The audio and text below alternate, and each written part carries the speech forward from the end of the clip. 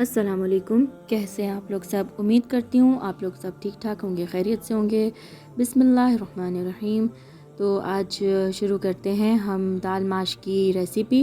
ये दाल माश बहुत ही मज़ेदार बन के तैयार होती है और ये बहुत फरमाइश पे सब बनवा के खाते हैं। और ये सामने आपके इंग्रेडिएंट्स भी मौजूद हैं। बहुत ही कम इंग्रेडिएंट्स के साथ बनने वाली ये दाल है, बहुत ही मज़ेदार। और सामने ही आपके रेसिपी कार्ड है, इसको फॉलो करें। उसमें मैंने दाल डाल दी है, 2 कप दाल ली थी मैंने। और साथ ही इसके अंदर मैंने जो है पानी डाल दिया था 2 गिलास।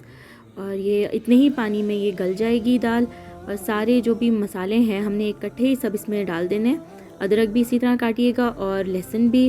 और ये साबुत गोल वाली लाल मिर्च और हरी मिर्च तो इसमें बहुत ही मज़ा देती है, बहुत ही ज़बरदस्त लगती है। ये सब आपने चीज़ें इसमें डाल देनी है और एक साथ पकने के लिए रख देना है। इसको अच्छी तरह से चम्मच चलाइए, मिक्स करें और इसको ढक के रख दीजिए। 15 से 20 मिनट में ये दाल बिल्कुल अच्छे से गल के रेडी हो गई थी। और ये देखिए मज़ेदार सी ये दाल बिल्कुल रेडी है। अब इसका हमने तड़का तैयार करना है। ये देखिए दाल मैं आपको दिखा रही हूँ किस कदर मुलायम और ज़बरदस्त बनी है। ये गल गई थी, 15 से 20 मिनट लगे थे इसको तैयार होने में। तो आप लोग भी बनाइए, उसको एंजॉय कीजिए। अब मैंने इसके लिए ऑयल डाला है, ये तड़के के लिए मैंने लिया है। तो अब इसमें हम इस प्याज डाल लेंगे। सिंपल हमने इसमें प्याज ही डालनी है और कोई ज़्यादा चीज़ें नहीं डालनी। प्याज का अच्छी तरह से हमने इसको ब्राउन कर लेना है और दाल में हमने इसको डाल देना है।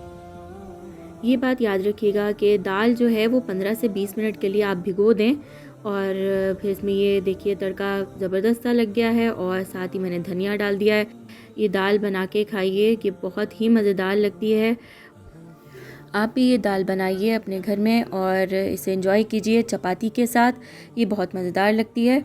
और हमें ज़रूर बताइए कि ये दाल आपको कैसी लगी और ज़रूर ट्राई कीजिएगा। और अपना ख्याल रखिएगा। अल्लाह हाफ़िज़। और कमेंट बॉक्स में एक अच्छा कमेंट ज़रूर कर दीजिएगा।